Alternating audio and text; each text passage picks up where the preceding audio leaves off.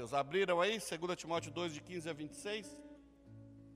Esforce-se sempre para receber a aprovação do Deus a quem você serve.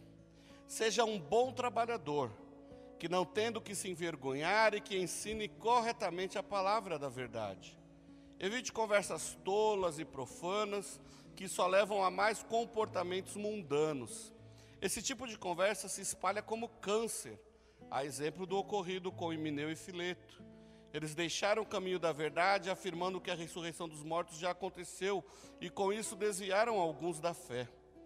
Mas o alicerce sólido de Deus permanece firme, com esta inscrição: o Senhor conhece quem pertence a Ele, e todos que pertencem ao Senhor devem se afastar do mal.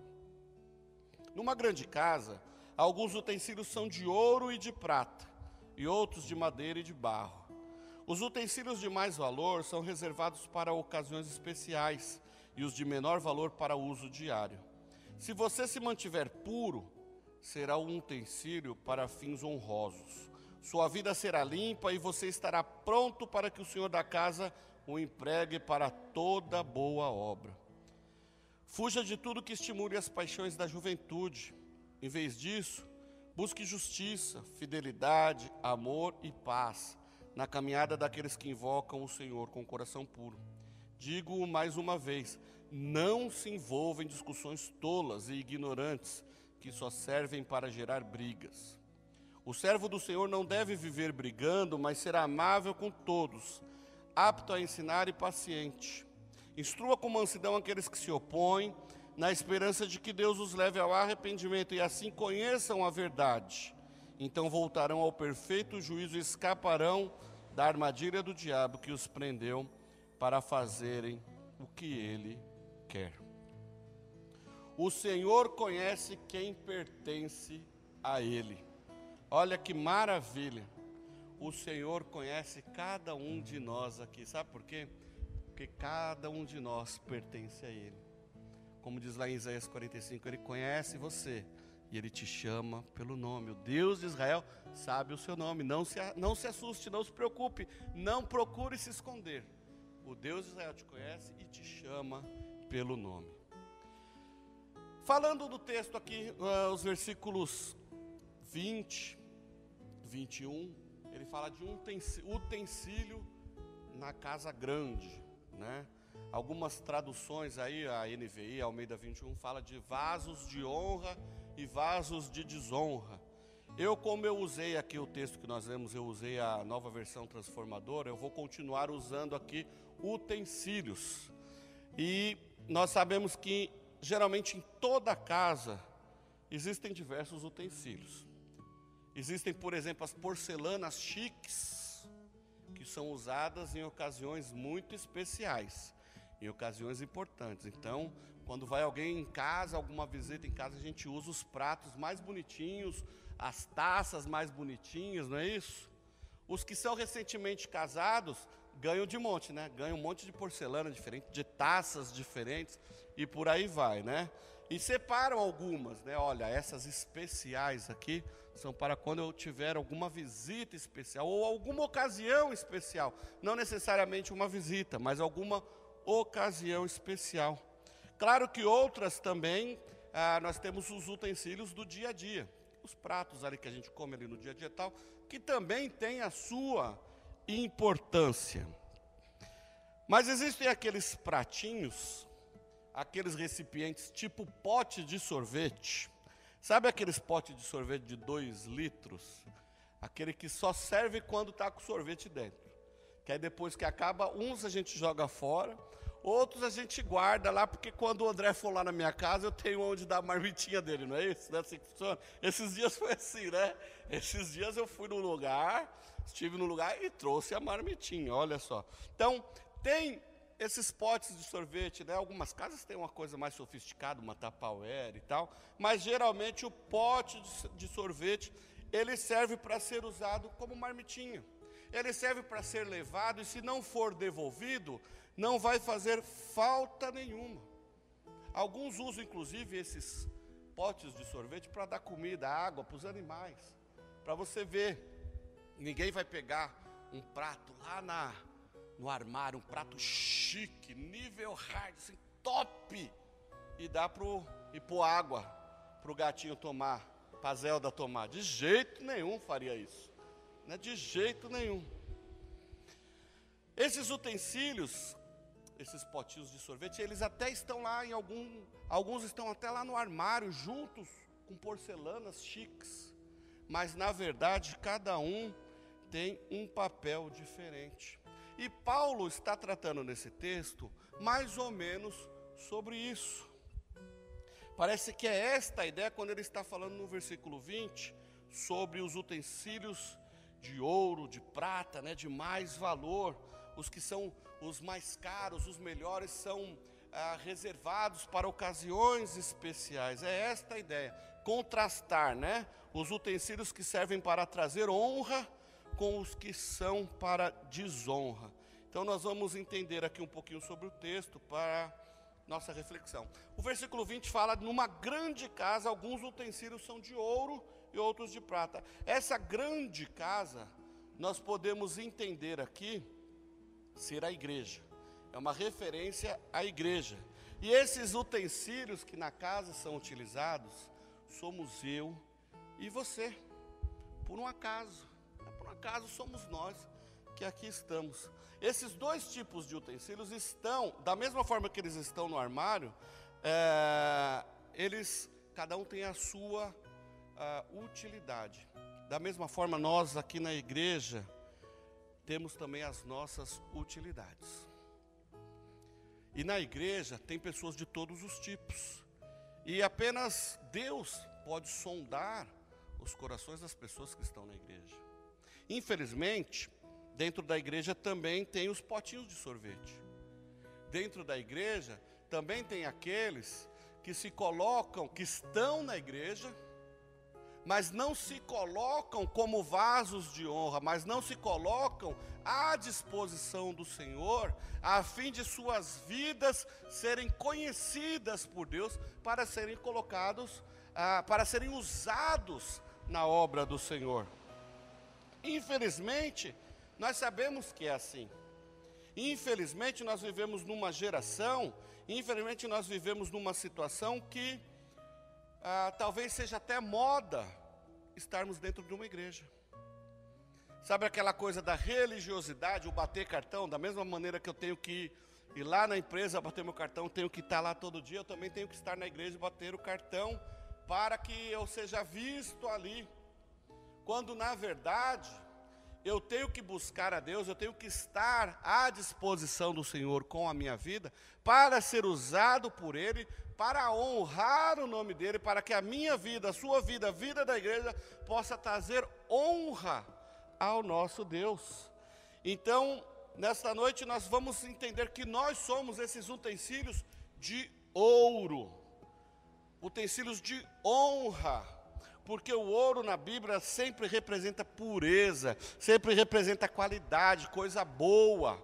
E eu quero dizer aqui para você, meus irmãos, nesta noite, que nós estamos aqui hoje porque nós somos os utensílios, os vasos de ouro, os vasos de honra que Deus quer usar, que Deus já tem usado para que a glória seja ao nome dEle, para que vidas, além de nós, mas para que outras vidas possam se chegar a Ele e honrar o nome dEle através das nossas vidas.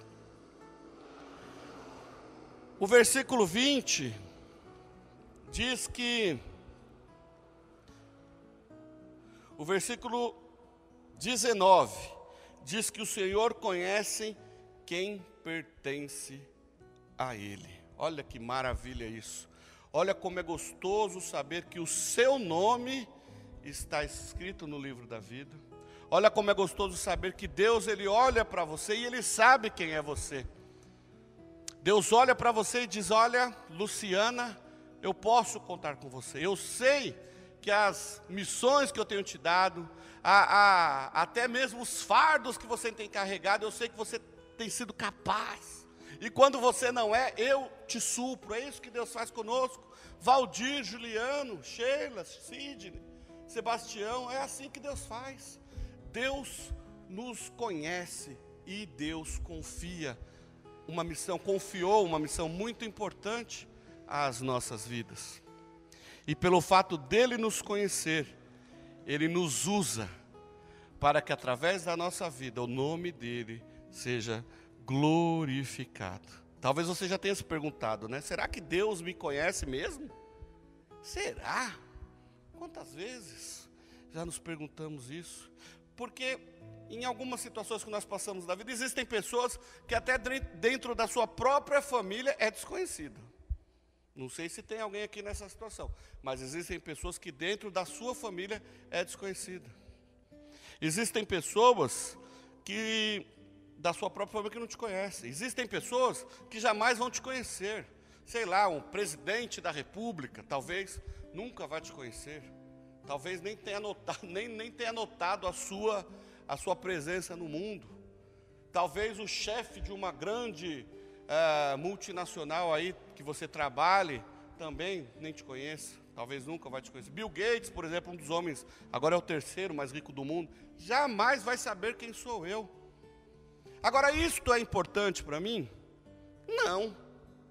Agora, é importante o quê? Que Deus me conhece. E é importante eu saber, como diz na sua palavra, que Ele me conhece. Isto é o importante, é sabermos que Deus nos conhece. É importante sabermos que precisamos ser conhecidos por Deus e não pelo mundo. Se as pessoas mais importantes deste mundo não te conhecem, não se preocupe. Deus precisa te conhecer. E Deus precisa ser conhecido neste mundo através da sua vida. Olha só, o importante neste mundo não é você ser conhecido, mas Deus ser conhecido na sua vida. Porque a sua vida, quando você age desta forma, a sua vida traz glória ao nome dEle. Preocupe-se em ser conhecido por Deus, pois Ele conhece os que são dEle. O firme fundamento permanece inabalável e selado, né? A NVI coloca ainda esse termo, selado, com a inscrição de que Deus conhece os seus. O selo é um sinal da legitimidade, é um sinal de reconhecimento. O Senhor conhece quem pertence a Ele. Se você é selado pelo Espírito Santo de Deus, não tenha dúvida que Deus conhece você. Como eu disse lá em Isaías 45, não tenha dúvida que Ele te conhece e te chama pelo nome. Nós vemos no texto que nós lemos que haviam dois homens, Himeneu e Fileto, dois potes de sorvete, né? Voltando ao que eu estava falando de sorvete, dois potes de sorvete misturados lá com as porcelanas. Dois potes de sorvete, dois vasos de desonra misturados com os vasos de honra. Esses homens, o que eles estavam fazendo? Estavam desviando com uma história diferente do que era pregado, do que era ensinado, dizendo que a ressurreição já havia acontecido, e com isso havia confundido a cabeça de muitos ali da igreja, espalhando confusão como um câncer que espalha pelo corpo de uma pessoa, levando a pessoa à morte. Quando nós anunciamos um evangelho diferente do que está na Bíblia, quando nós ouvimos evangelhos por aí, diferentes do que o Senhor tem nos ensinado, do que temos pregado aqui neste púlpito, essas mensagens equivocadas, essa mensagem muito parecida com o Evangelho, mas que não é o Evangelho, esta mensagem tem causado uma ferida muito grande no meio da igreja, e esse câncer tem se espalhado, e essas pessoas que têm feito isso, como diz o texto que nós acabamos de ler, são, ainda que pregando um pseudo-evangelho, são desconhecidas do Senhor. Estes são aqueles que Jesus vai olhar e vai falar: não vos conheço, não sei quem vocês são. Às vezes, dentro da nossa própria igreja, existem esses irmãos potes de sorvetes. Irmãos que estão há 20, 30 anos dentro de uma igreja, sem serem convertidos, estão há 20, 30 anos na igreja causando confusão, 20, 30 anos dentro da igreja, não ganhou uma alma para Jesus, não tem colocado a sua vida diante do altar do Senhor. Esses irmãos, será que na hora que encontrarem-se com Deus, o que ele vai falar? Nossa, que bênção que você está por aqui. Não, Jesus vai falar: meu, quem é você? Eu nunca te vi. Mas Senhor, eu ia todo domingo para a igreja, eu ia toda quarta-feira para a igreja e tal. Mas a sua vida não condizia com o que você fazia, com o que você falava. Por isso que nós temos batido aqui na tecla, que nós precisamos realmente vivermos uma vida de um relacionamento honesto e sincero com Deus, colocando as nossas vidas no altar do Senhor para que Ele nos use. E Ele só vai te usar se Ele te conhecer. Como nós nos tornamos conhecidos do Senhor? Quando nós temos uma vida que agrade a Deus, quando nós temos uma vida que honre a Deus. O Filho de Deus tem prazer em viver a verdade, em ser selado por Deus e principalmente em ser usado por Deus. O crente não tem desculpa, todo crente é usado por Deus.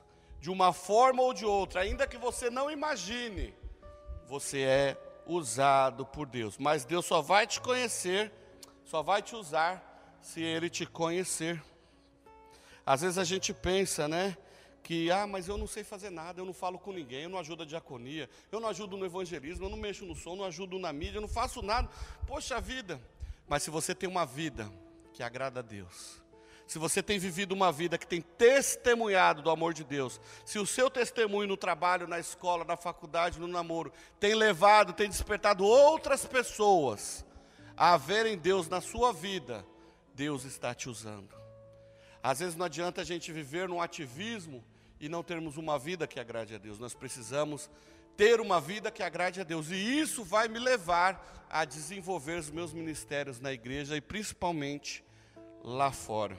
Os que pertencem ao Senhor afastam-se do mal. Muitos aqui limpam a casa todo dia, não limpam? Lá em casa tem uma pessoa que limpa a casa todo dia. E eu olho, o Giovanni, que está ali, não me deixa mentir, a gente olha, está tudo limpo, está tudo perfeito, está tudo impecável. Mas a pessoa vai lá e fala, não, isso aqui está sujo, a gente precisa limpar. E aí vai lá e limpa tudo de novo. Mas mãe, o Giovanni fala, mas mãe, isso aqui está limpinho. Não, isso aqui está sujo, isso aqui tem pó, isso aqui tem alguma bactéria. E aí vai se limpando. Assim somos as nossas vidas. Nós estamos aqui na igreja hoje, todos limpos, remidos no sangue de Cristo, mas nós não somos pecadores. O pecado, assim como a poeira, assim como a sujeira, que impregna nas coisas e às vezes a gente não percebe, assim é o pecado, que está nos rondando, que está nos perseguindo. Então ele está aqui nos rondando, está com a gente que nós não estamos percebendo. Como que nós vamos perceber que estamos caindo nas ciladas de Satanás? Quando vivemos uma vida que agrada a Deus, e aí automaticamente nós, segundo a orientação do Espírito Santo de Deus, nós vamos nos afastar do que é mal. Nós vamos nos afastar da imundícia, nós vamos nos afastar da sujeira. Ainda que nós não vejamos que o mal está nos rondando, a Bíblia fala que o mal, que o pecado bate à nossa porta, que o pecado está pronto para nos derrubar. É isso que o diabo quer. Se você é uma pessoa conhecida de Deus, um homem temente a Deus, um homem que vive uma vida que glorifica a Deus, é esse que o diabo tem o foco em destruir. Se você é um crente frio, se você é um crente, aquele crente meia boca, que vem para a igreja mas não quer nada com Deus, que fica em cima do muro, o diabo não vai te atormentar não. Porque o crente frio, o crente gelado, o crente em cima do muro, já está com ele, já está com Satanás, pode ficar tranquilo. Satanás não vai se incomodar com esse crente meia boca não. Agora o verdadeiro filho de Deus, aquele que Deus conhece, Satanás se preocupa. Sabe por quê? Porque da mesma forma que Deus te conhece, Satanás também te conhece. Eu até ouvi esses dias alguém que disse assim, seu nome tem que estar lá na listinha do inferno lá, para Satanás te perseguir.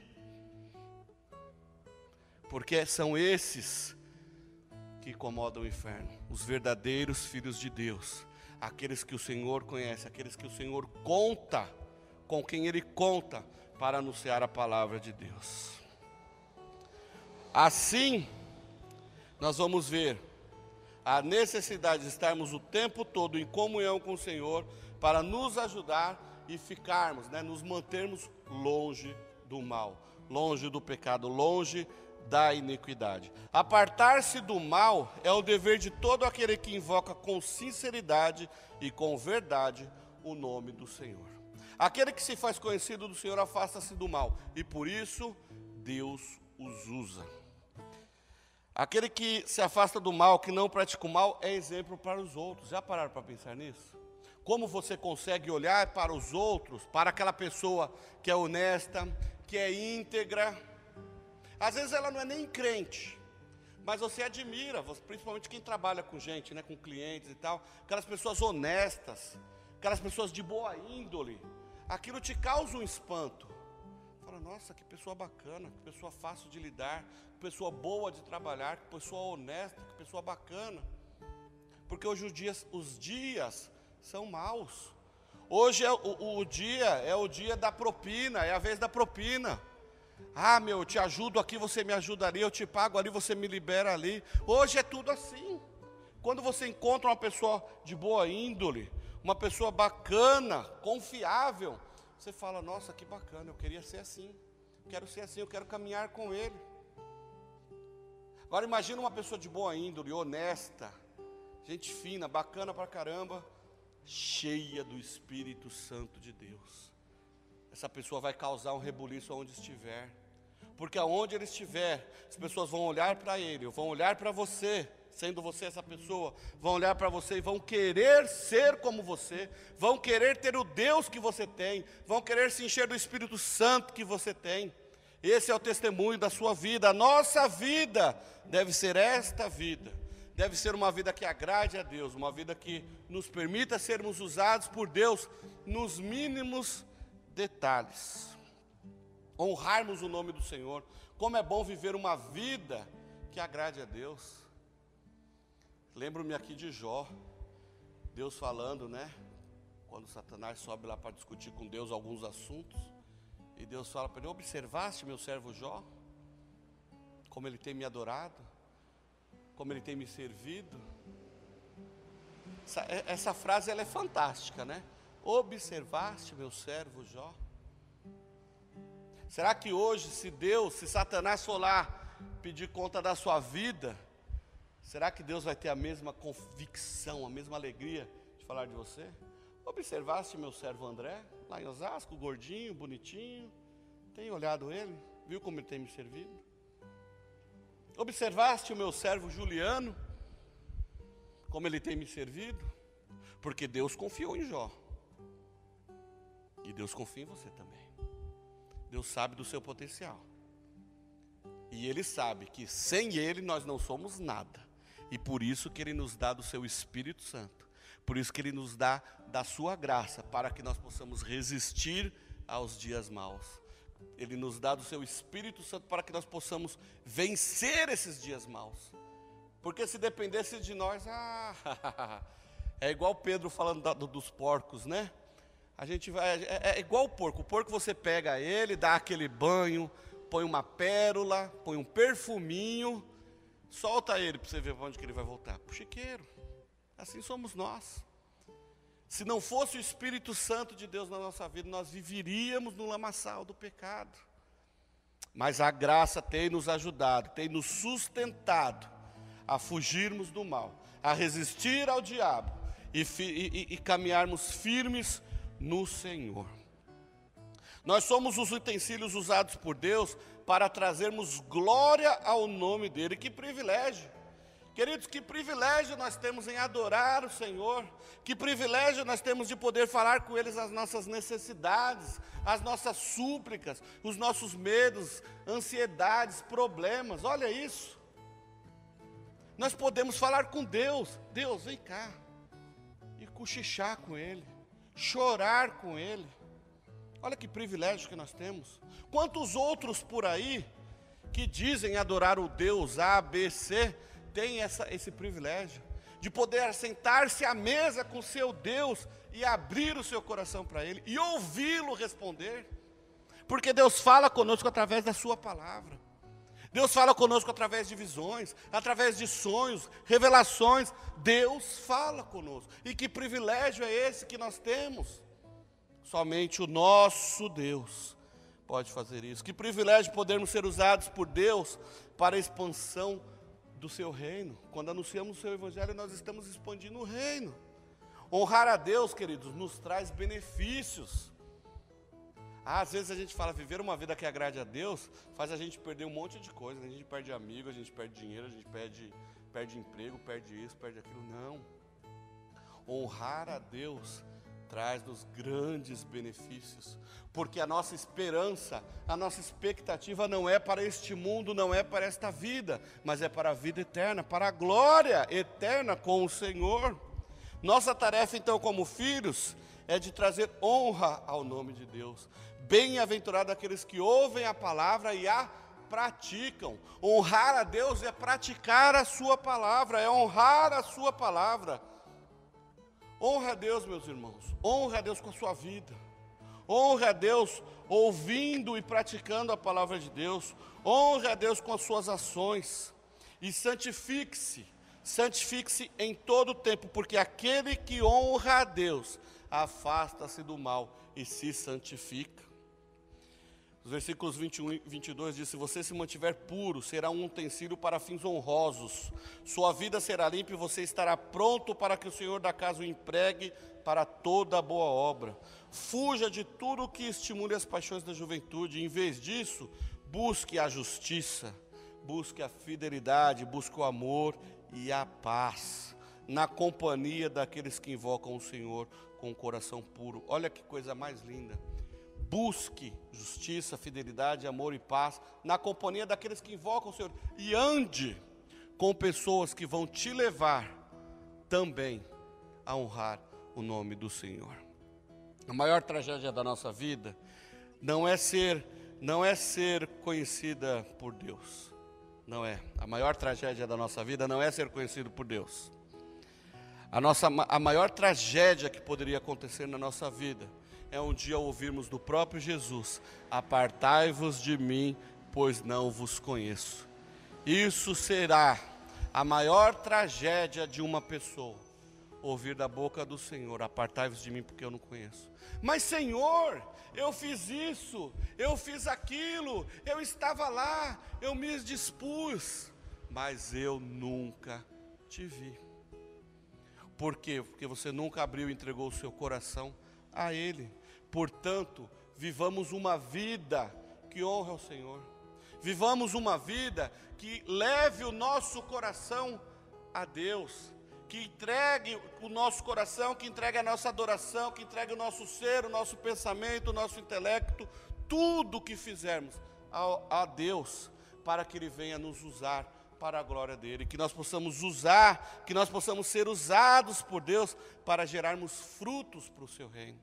Que nós possamos sair da nossa zona de conforto, que nós possamos ser usados por Deus, não porque Ele precisa da gente para isso, não, mas porque é um privilégio ser usado por Deus. Então, se você está alegre em ser privilegiado, em ser usado por Deus, coloque-se em pé.